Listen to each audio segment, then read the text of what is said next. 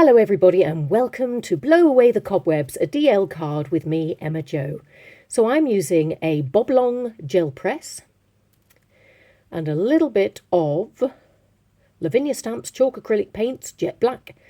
And there you can see I've put a little bit on the gel press and I'm using a brayer to spread it about the gel press. Now to make sure that I've got a clean brayer, I'm just making sure that I'm wiping it with some trusty kitchen paper towel.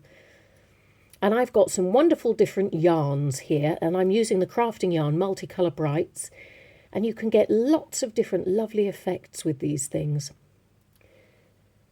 So just taking some of them and placing them across, sort of creating a landscape with it, you know, deciding I might want a bit of a hill up there or something like that. And the best bit is you can use thread too. And I find if you get a whole load of thread, knot it at one end, you've then got a whole load that will just go all over your plate.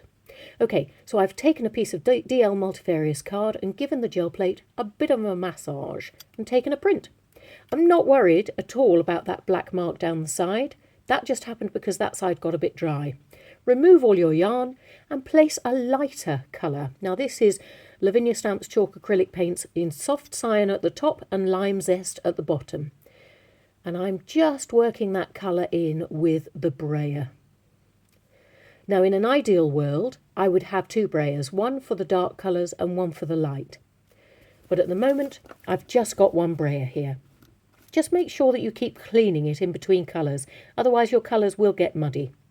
Now can you see that the yarn is starting to show through? I call that ghosting. And I'm just going to, this means that it's about time to take a print. So pop some DL Multifarious card over it, give it a bit of a massage, and then, remove your print. And you can see all those wonderful segments, if you like, there. So now I'm going to use Gansai Tambi Gem colours, and this is the blue. Just add a little bit of water and just change the tone. It's so subtle, it's like an aqua tint on old black and white photos. And we can change what this print looks like. It's just great. Love this technique.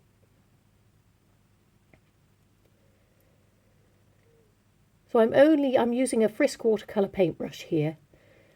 I've gone for the gold because there was a tiny little splot that the thread made. There we go.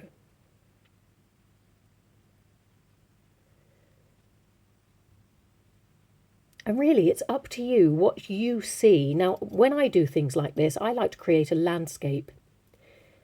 And quite often that's like, you know, when you're in an aeroplane looking out the window and you can see a patchwork quilt of all the different fields and textures below. Well, that's the sort of thing I like to do here. Create lots of different textures in the segments like a patchwork quilt.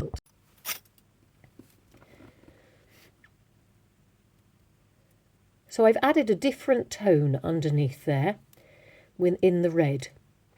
So the gold is meeting the red and there's a slight blend in the middle, a little bit of pink too. And it just creates depth, doesn't it? So using that pink, I've carried on into the next field. Let's call them fields. I like that idea.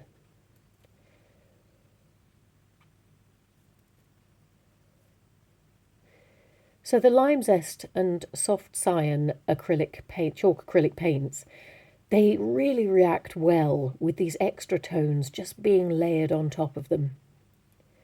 So this is the green going in the second to bottom field.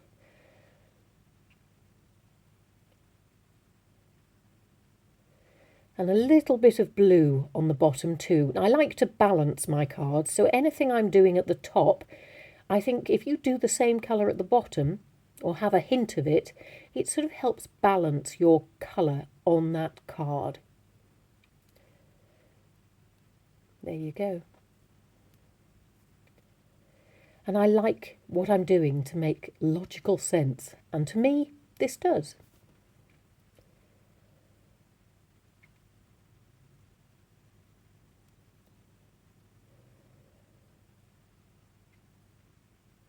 So I've mixed these colours by just spritzing a little bit of water onto my craft mat and picking the water up from there. Now, use your Ranger heat tool just to give it a quick blast. Grab your Posca pen, aqua green,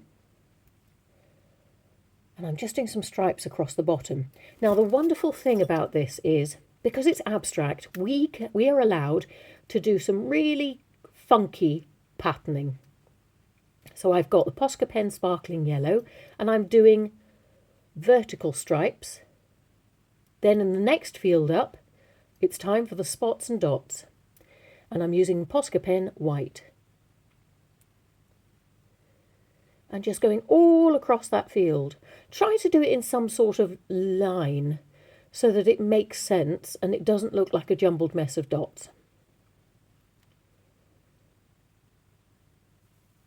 Obviously, take your time over it, enjoy it. This is sped up. I don't generally go at superhuman speeds, I promise you. Okay, so I'm adding a little bit more white around that gold little bit at the top, which you could think might be the sun.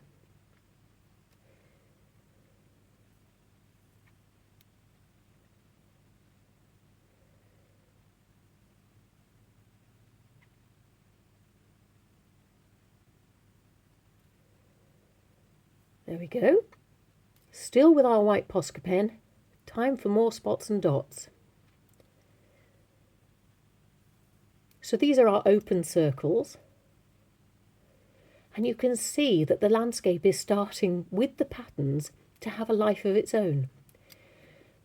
Now, I used to do a little bit of sewing, so sometimes my patterning reminds me of stitches that I used to do, and that was the running stitch down the bottom, just little dashed lines.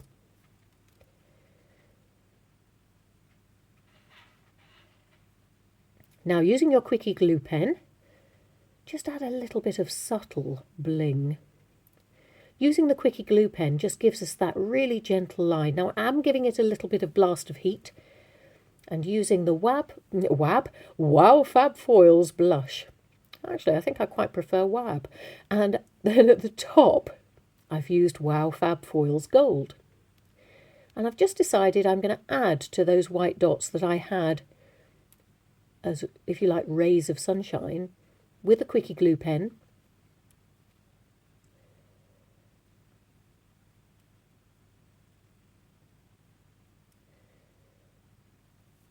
Drying that off a little bit, and then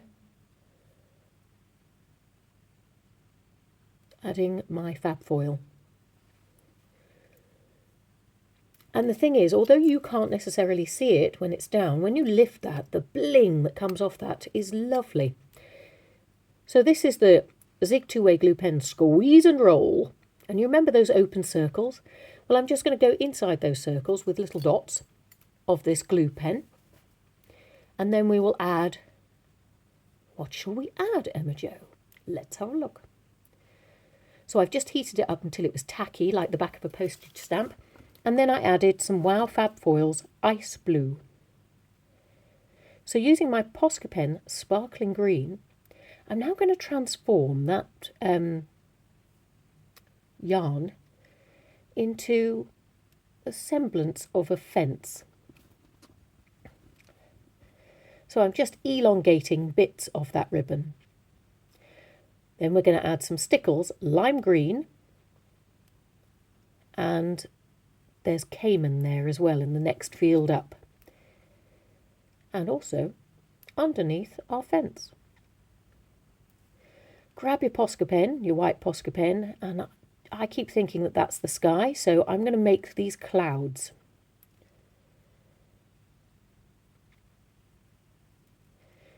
Take your Posca pen, apple green,